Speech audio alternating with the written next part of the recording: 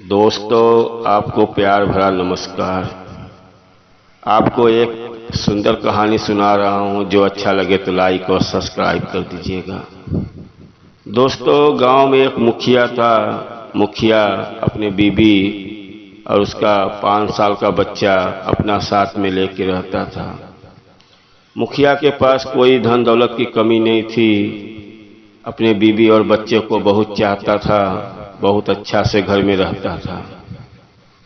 अब एक दिन की बात है, मुखिया की बीबी जब सब बच्चे और मुखिया सो जाते थे तो घर में देख रही है कि मेरे घर में एक घोंसला चिड़वा और चिड़िया बनाए हुए हैं। घोंसला में अपने 2 बच्चे के साथ में बहुत अच्छे से रहती थी। चिड़वा और चिड़िया के 2 बच्चे थे और उसके घर में घोंसला बना के रहते थे। अब अपना मुखिया की बीबी रोज अपना वहीं चिड़वा और चिड़िया को रात को देखती थी। एक दिन अब क्या देखा उसने कि चिड़वा की बीबी चिड़िया मर गई। मरने के बाद चिड़वा ने दूसरा शादी करके बीबी लाया और वो बीबी लाने आने के बाद दोनों बच्चों को बहुत डांटने लगी और अपने टोटों से मार के दोनों बच्चों को मार डाली।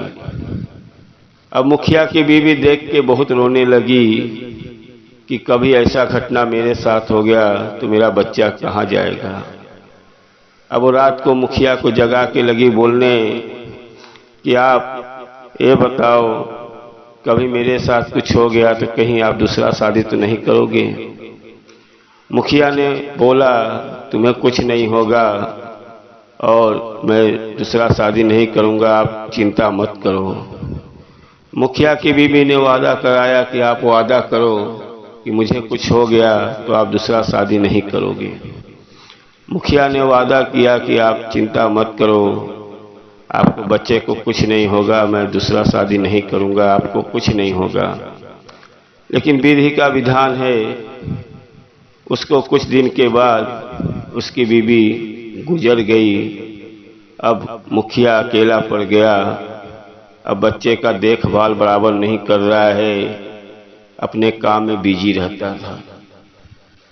गांव वाले को समझाने के बाद मुखिया से बोले, आप इधर उधर घूमते हो, बच्चा अकेला है घर में, आप शादी कर लो।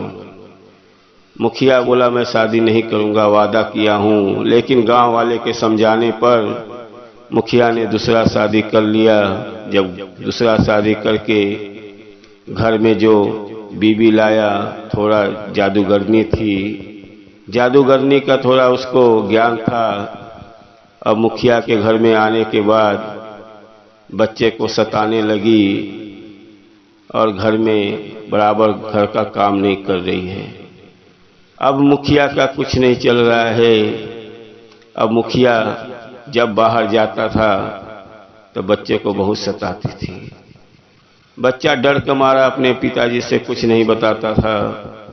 अब वो जादूगरनी औरत जब रात होता था तो एक बरगद का जादू का पेड़ था, उसमें बैठ के आसमान में जाती थी। वहाँ पे नाच गाना होता था, नाच गाना देख के रोज आती थी। अब मुखिया का लड़का 15-16 साल का हो गया। एक दिन जब उसकी माँ रात को उठी और बरगद के पेड़ में बैठी और बरगद से बोली कि मुझे ले चलो आसमान में, मुझे वहाँ नाच गाना देखना है। लड़का पूरा बात सुन रहा था।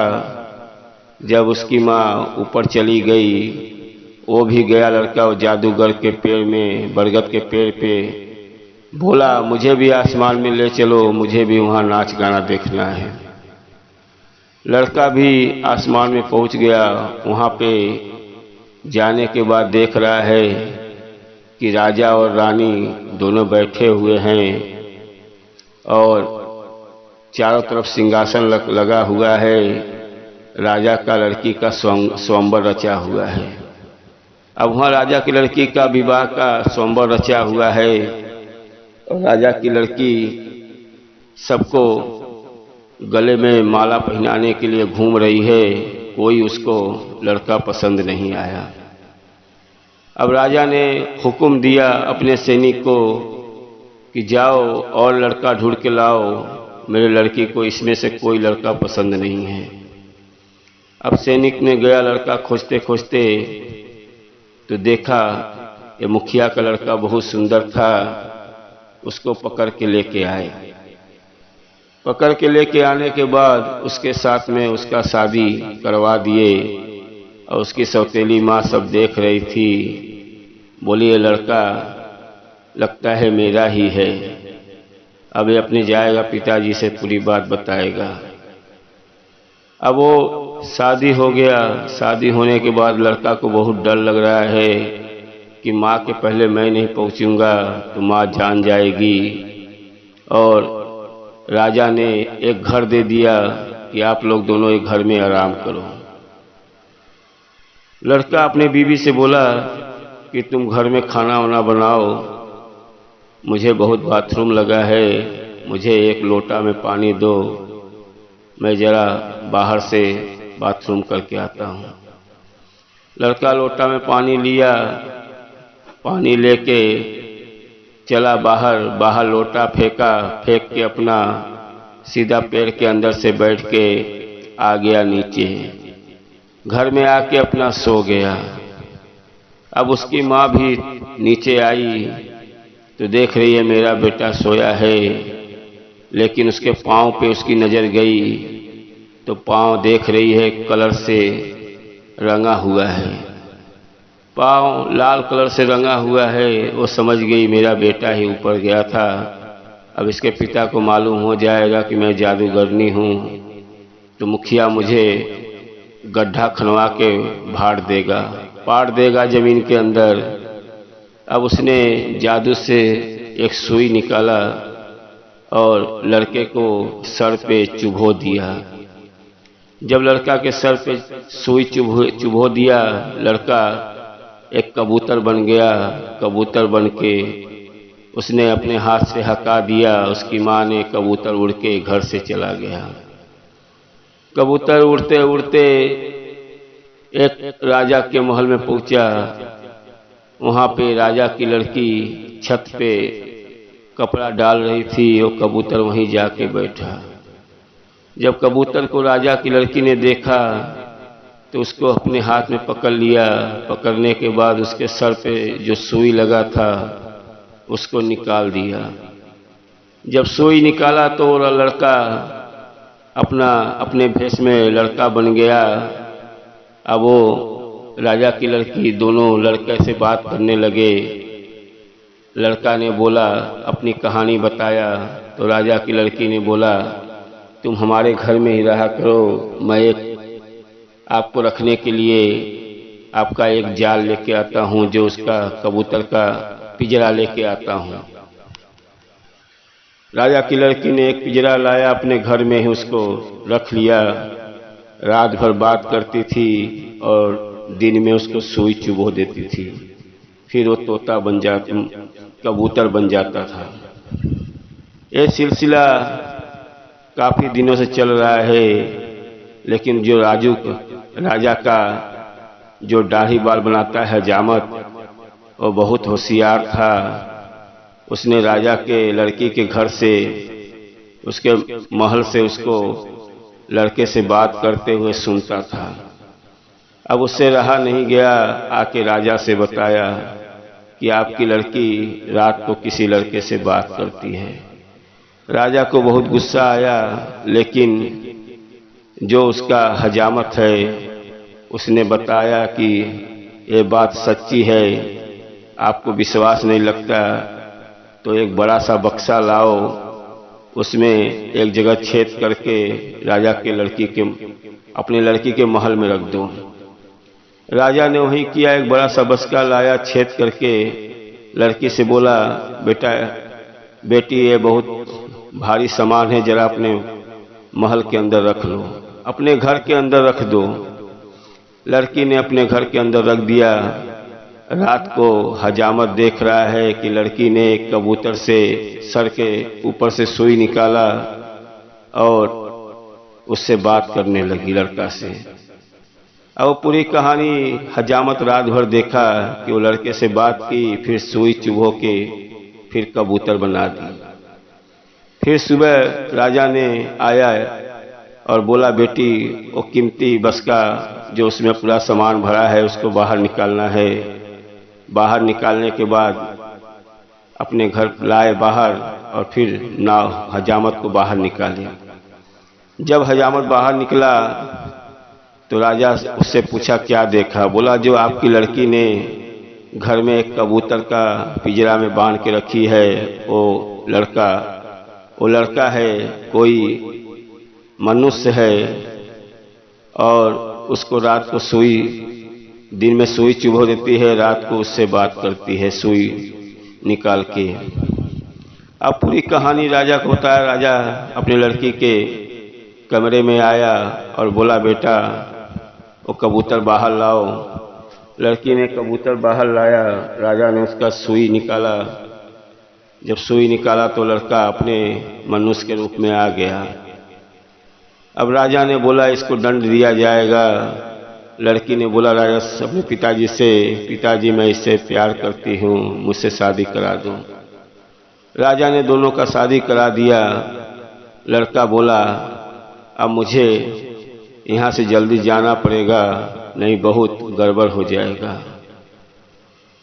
तो पूरी बात बताया कि मेरा शादी एक आसमान में एक राजा की लड़की से हो चुका है और उसको भी हमको लेना जरूरी है, क्योंकि किसी को धोखा देना अच्छी बात नहीं है। अपने पिताजी से बोलो हम लोग को जाने का, यहाँ से विदाई करें। अब लड़का ने अपना राजा को लड़की को लिया और गया अपने राजा के पास। बोला, मेरा हम लोग को जाने का, यहाँ से आज्ञा दो। राजा बोला, क्या चाहिए? जो चाहिए ले लो। बोला, एक मुझे उड़न खटोला दे दो, हम लोग उसी से उड़ के निकल जाएंगे यहाँ से। राजा ने बहुत बड़ा एक उड़न खटोला बनवाया और अपने लड़की को और दामाद को दे दिया। अब लड़का वहाँ से लेके उड़न खटोला से सीधा आसमान में गया। वहाँ पे जाके देख रहा है कि बहुत से राजकुमार बैठे हुए हैं और लड़की अपने पिताजी के पास बैठी हुई है और राजा का शर्त है, जो भी बता देगा रात को मेरे बीवी के साथ में क्या घटना हुआ था, वही मेरा दामाद है। अब सब बोल रहे हैं कि मैंने आपकी बेटी से शादी किया था। कोई सही बात नहीं बता पा रहा है।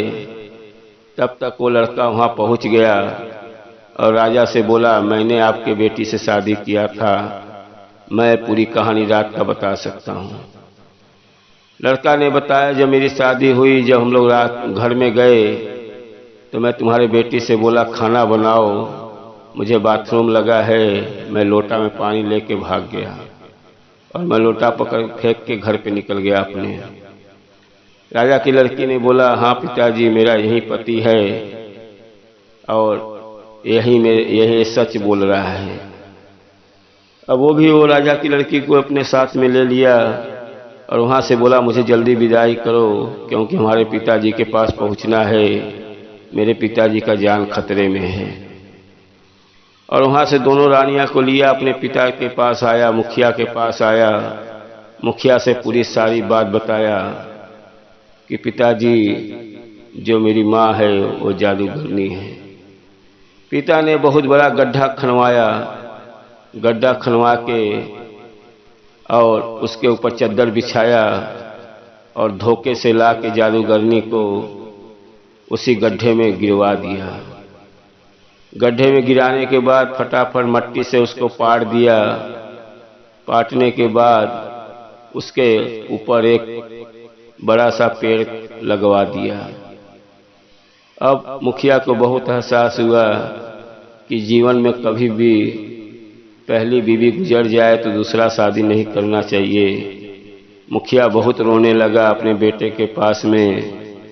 लड़का ने बोला, पिताजी, जो हो गया उसको पछता के कोई मतलब नहीं है, और अपने पिता के साथ में दोनों रानियां के लेके रहने लगा। अपने साथ में दोनों रानियों को लेकर रहना लगा। और दोस्तों, कहानी अच्छा लगे तो लाइक कर दीजिएगा, सब्सक्राइब कर दीजिएगा, आने वाली वीडियो आपको मिलती रहे।